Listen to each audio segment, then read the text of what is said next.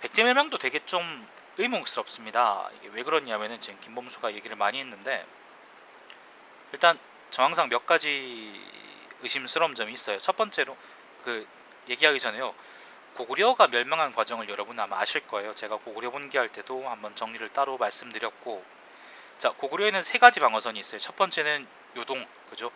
요동 지역, 요수를 경계로 해서 요동 평야 지역에서요, 평원 지역에서, 그죠? 평원 지역에서 산지로 들어가는 요 지역에다가 성들이 되게 많아요. 지금 보면은 건안성, 그 다음에 안시성도 여기고요, 그 다음에 요동성도 여기고, 계모성, 뭐 백암성, 아무튼 현도성, 그 다음 백신성, 신성도 여기 아닌가? 신성까지, 아무튼 이렇게 되게 많은 지역에, 되게 긴 지역에 되게 많은 요새들이 있는데, 그 요 지역이 첫 번째 요새고, 두 번째 지역이 압록강입니다. 압록강 지역에 보면은 오골성, 그 다음에 박작성이라고 또 있고요, 박작성, 그 다음에 요걸 쭉 이어서 위남, 여기가 이제 국내성이죠, 그죠? 그 다음에 부여, 그 다음 여기하고, 이제 여기가 두 번째 방어선이고, 세 번째 방어선은 평양인데, 평양 수도니까 뭐. 그리고 저 북쪽에 있는 부여 지역, 부여 지금 이제 길림 장춘 지역에도 또 별도의 이제 주군이 또 있었다고 이제 보는데, 첫 번째하고 두 번째, 첫 번째 원정에서는 그 짝눈이 새끼 있죠, 그죠? 짝눈이 있죠, 그죠? 짝눈이가 요동을 못 들었고, 요동 뚫다가 짝눈이 있지. 두 번째 전쟁에서는 평양으로 직공했다가, 짝눈이 새끼가 평양으로 직공했다가 평양에서 결국 평양성을 함락을 못 시켜가지고, 그 누굽니까, 방요태 뒤지고, 그 다음에 많이 뒤지고, 그 다음에 소정방위도 거의 뒤질 뻔했었죠, 그죠? 김유신이가 군량 배달해서 겨우 살았던 거고. 세 번째 원정에서는요, 세 번째 원정에서는 영계 소문의 아들 내미 중에 연남생이라고 이제 애미애비 없는 새끼가 있어요. 연남생이 엠생이 새끼.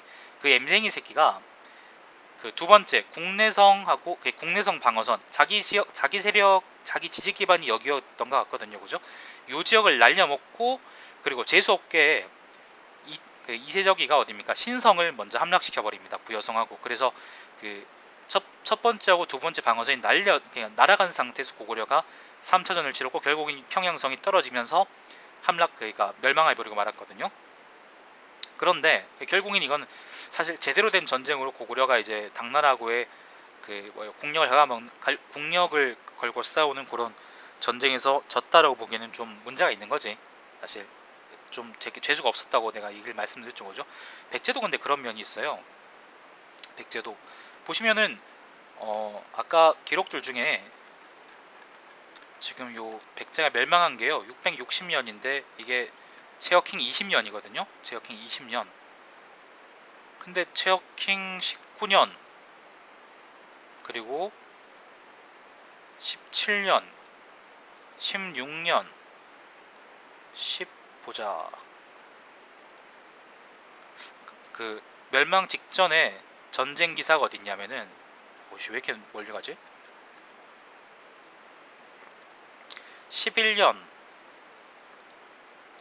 9년, 체어킹 9년까지 올라갑니다. 여기 649년이에요.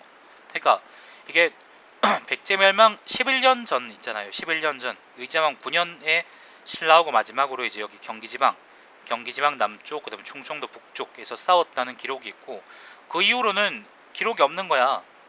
중간에 이제 그 짝눈이 새끼하고, 그다음 짝눈이 새끼가 사신 보내가지고 신라하고 싸우지 마세요 그렇게 중지하려는 얘기 있고요. 그 말고 나머지는 전쟁 기사가 없는 거지. 계속 보면은 백제가 망해요, 백제가 망해요, 백제가 망할 겁니다, 백제가 망할 거예요, 그렇게 하늘에서 고사를 지내는 것처럼 나쁜 징조, 예를 들면 5.4m짜리 여자 시체가 나루에 떠밀려 오더라, 그런 얘기밖에 없는 거야.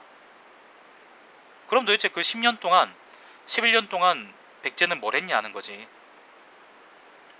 백제하고 신라의 마지막 전쟁 기록은 여기지만은 그 이전에는 또 어떤 기록이 있냐면은, 아까 있죠, 김천, 멀리 북쪽에서는 김천 상주에서요, 남쪽에서는 그 성주, 지금의 성주, 남쪽에서는 합천, 이렇게 경상도의 중서부 지역까지 백제가 신라를 밀어붙이는 걸 보여줍니다. 결국 대구는 못 뚫은 것 같은데, 성주는 뚫었지만 결국 대구나 아니면 경산까지는 못 뚫었던 것 같은데, 그건 이제 신라가 잘 막았다는 거죠, 그죠?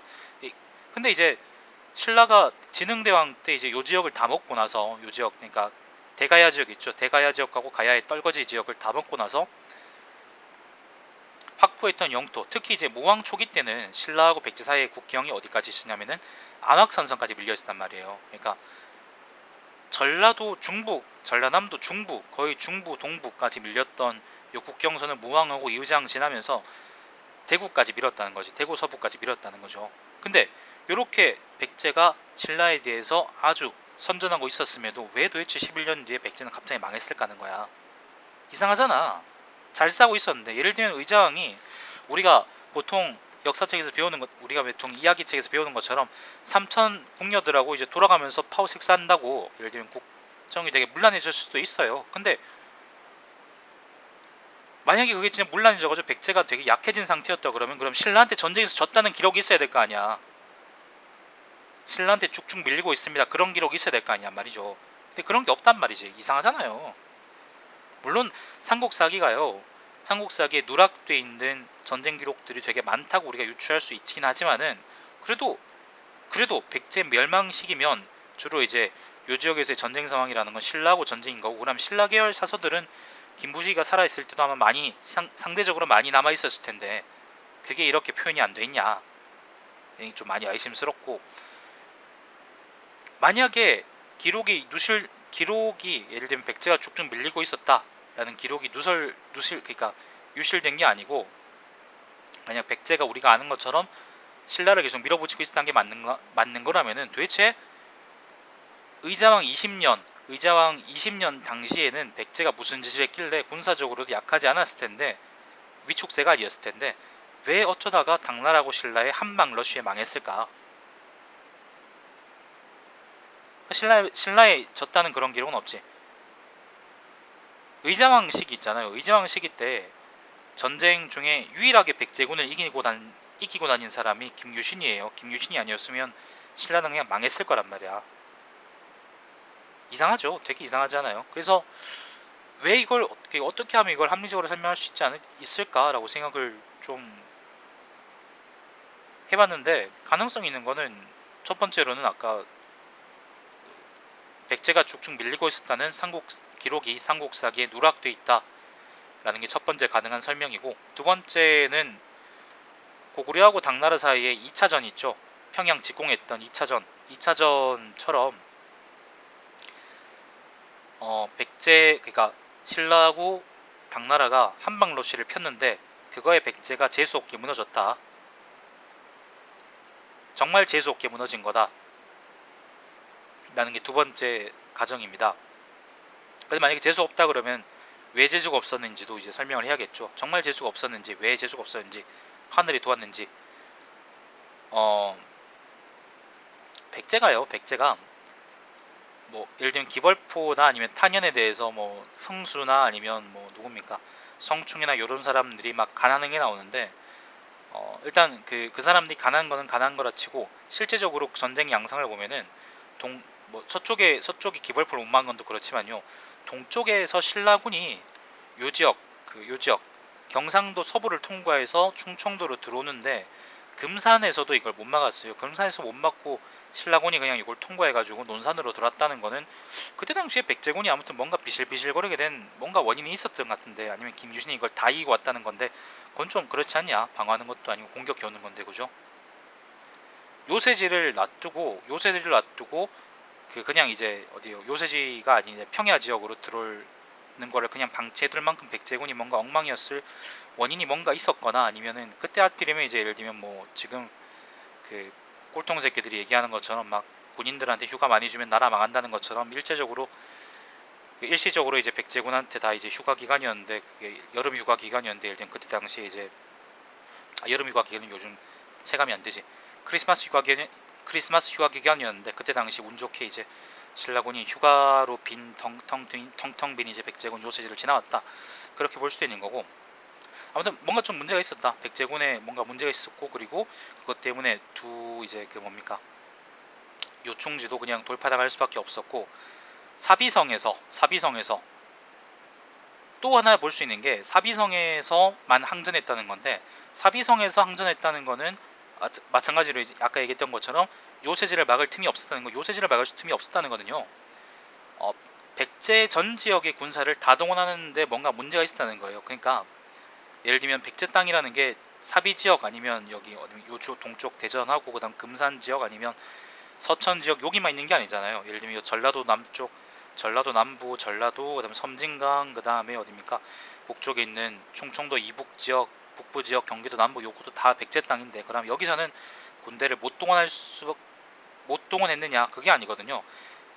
예를 들면 우리가 지금 전쟁이 터지면은 상비군이 일단 최대한 이 전선에서 막는 동안 후방에서 예비군을 징집해가지고 예비군을 가지고 이제 쭉쭉 밀고 올라가야 된다는 게 우리 전쟁에 있어서 우리 이제 전략 방침인 것처럼 마찬가지로 백제에도 일단 기본적으로 쳐들어온 놈들은 어디에서 맞고 혹은 이제 뭐 누가 맞고 그리고 나머지 전 지역의 이제 군대는 어떻게 소집해가지고 모아가지고 싸운다 제승망약처럼 그런 체제가 있었을 텐데 그게 작동하지 못할 만큼 당나라하고 이제 그 신라가 되게 신속하게 쳐들어온 게 아닌가 생각을 해요. 김유신이가 말 그대로 신이었던가 아니면 소정방이가 운이 존나 좋았거나 아니면은 백제 군사가 이제 단체로 이제 크리스마스 휴가 기간이었던가 아무튼 모종의 이유 때문에 당나라하고 신라군의 진격이 엄청 빨라가지고 백제의 그 뭐예요 나머지 군대가 소집되기 전에 먼저 사비성으로 들어가지고 그냥 끝장나버렸던가 는 거죠. 고구려하고 당나라 사이 2차전하고 이걸 비교해보면 이게 좀 더 극명하게 드러나는데 고구려하고 당나라의 2차전은 아까 말씀드린 것처럼 고구려가 요동을 못 두르니까 평양으로 직접 공격해 온 거거든. 평양으로 직접. 그런데 소정방이가 마법상 가진 점령을 했었었는데 결국에는 평양성을 함락을 못 시켜가지고 이 새끼가 뒤질 뻔하잖아요. 뒤질 뻔한단 말이야. 그걸 감안한다는 걸 보면은 그러니까 그걸 우리가 감안한다 그러면 평양성이 함락되지 못하는 와중에 고구려에서는 예를 들면 평양뿐만 아니라 예를 들면 주변 지역 군대들이 모여가지고 당나라에 대응할 수 있는 그 뭐예요 지휘 체계를 갖췄다는 거죠. 근데 갖출 시간은 벌었다는 거지. 근데 사비성은 유감스럽게도 이제 그런 기능을 수행을 못했고, 그죠? 그리고 이제 전술적인 승리조차도 백제가 당나라나 신라한테 거둔 게 거의 없었고, 특히 이제 신라는 계백이가 이제 논산에서 황산에서 많이 막았다고 하지만은 당나라군의 경우에는 쭉쭉 백강 타고 이제 금강 타고 밀고 들어오는 거를 백제군이 막았다는 기록이 없는 걸로 봐서는 아마도 이제 제대로 정하지 못했거나 뭐 그랬던 것 같고 그래서 시간을 끌지 못했던 거죠. 그래서 모든 다른 지역에 있는 백제군이 사비 지역 혹은 이제 웅진 지역으로 소집할 수 있는 시간 말미를 못 줬다라고 하는 거고요. 세 번째 이유가 또 있습니다. 이거는 삼국사기에는 안 나오는 건데요. 그 예식진인가? 아무튼 저번에 나왔던 잠깐만요. 한번 찾아볼게. 예식진이라는 사람인데 요거 이제 묘비명으로 이제 밝혀졌던 사람인데요. 원래 이제 어디 사람이냐면은 잠깐만요.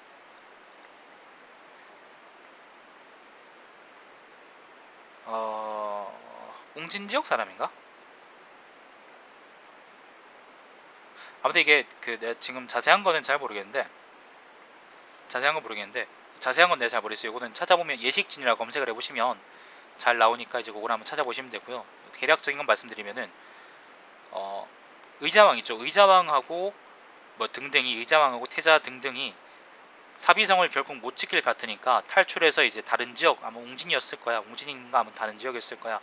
다른 지역으로 가서 거기서 버티면서 전국에 있는 백제군이 모여가지고 한판 해볼 생각을 하고 있었었는데 그런데 그러니까 그 이제 백제군이 소집되기 전에 의자왕을 붙잡아가지고 그 지역 성주가 의자왕을 붙잡아가지고 항복해버렸다는 거죠. 당나라군에. 그러니까 모이려고 했던 백제군은 구심점을 잃고 제대로 못 모이게 돼버렸고 그러니까 의자왕은 그리고 제대로 항전해보지 못하고 바로 이제 그냥 당나라군의 포로로 잡혀버리게 됐고 그래서 그러니까 그 의자왕을 잡아서 항복해버린 그 사람 이름이 누구냐면 예식진이다라는 게 최근에 이제 많이 뜨는 얘기라고 저는 알고 있어요. 최초로 얘기했던 사람은 아마 신채호일 거고요. 단재 선생이 이것저것 많이 했죠. 최근에 이제 최근도 아니지 몇 년 전에 역사 스페셜 같은 걸로 나와가지고 백제멸망의 배우 막 그렇게 뛰었던 사람인데, 삼국사기 1호에는 예식진이라는 사람이 나오진 않는데요. 만약에 이게 맞다 그러면, 예식진이 의자왕을 잡아서 항복한 게 맞다 그러면, 백제 역시 이제 2차 그 당나라하고 고구려 전쟁처럼 평양성에서 버티는 전략처럼 마찬가지로 이제 웅진성 같은 그런 요새지에서 버티면서 각 지역에 있는 백제군이 모여가지고 그 백제군을 가지고 당나라군하고 신라군을 이기려는 그런 대전략을 취하려고 어쨌건 준비했던 것 같은데, 그 전략이 제대로 먹히기 전에 누굽니까? 그 의자왕이 포로를 잡혀버리고, 그래서 결국에는 제대로 싸우지 못하고 재수없게 멸망해버렸다, 그렇게 볼 수 있는 거겠죠. 엠생은 아니지. 엠생하고는 좀 다 경우가 다르지. 아무튼 백제 멸망에 대해서도 여러 가지 의문스러운 점이 있습니다. 백제는 왜 빨리 망했나? 도대체 왜 그렇게 빨리 망했을까? 그런데 주안점을 두시고 한번 생각해 보시면은 뭐 좀 의문을 해소하시는데 도움이 될 겁니다. 제가 가장 신빙성 있다고 생각하는 거는, 백제가 고구려처럼 그 어떤 성을 견지하면서 그 각 지역에 있는 군대를 소집하기 전에 의자왕이 포로로 잡혀버렸기 때문에 백제가 그렇게 허무하게 망할 수밖에 없었다는 겁니다. 그게 아마 가장 설득력 있는 설이 아닐까 싶습니다. 그리고 또 정황증 하나 더 있는데, 요 이후에요, 백제 의자왕이 포로로 잡힌 이후에도 그 부여복신하고 이제 부여풍 중심으로 해가지고 어딥니까, 백제 부흥군이라는 게 생기잖아요. 그걸 생각한다 그러면은 아마 그 의자왕 중심으로 원래 뭉치려고 했던 각 지역의 백제군이 의자왕이 포로로 잡혀버리고 이제 당나라로 끌려가 버리니까, 짝눈이 새끼한테 끌려가 버리니까 아마 이제 그 부여풍 중심으로 이제 모여들어가지고 다시 또 제기를 한번 노려보려고 그랬던 게 아닌가 싶습니다. 근데 의자왕 제대로 된 정통성 있는 왕인 의자왕이 끌려가 버리고, 부여복신하고 부여풍은 결과적으로 이제 내분 때문에 서로 이제 죽이려고 그러다가 망해버렸으니까 아마 그 두 사람이 남은 백제군을 제대로 이끌지 못했다라고 보는 게 아마 맞는 말이겠죠. 아니 그 이치는 짝눈이 새끼잖아. 자기 아빠가 짝눈이지. 자기 아빠가 이거 짝눈이 새끼지. 자, 아무튼 그렇습니다. 그래서 백제 멸망에도 그런 의문점들이 있더라, 그렇게 보시고 그렇게 보시면 되겠습니다. 자, 그런데 백제봉인 요걸로 끝이 아니에요.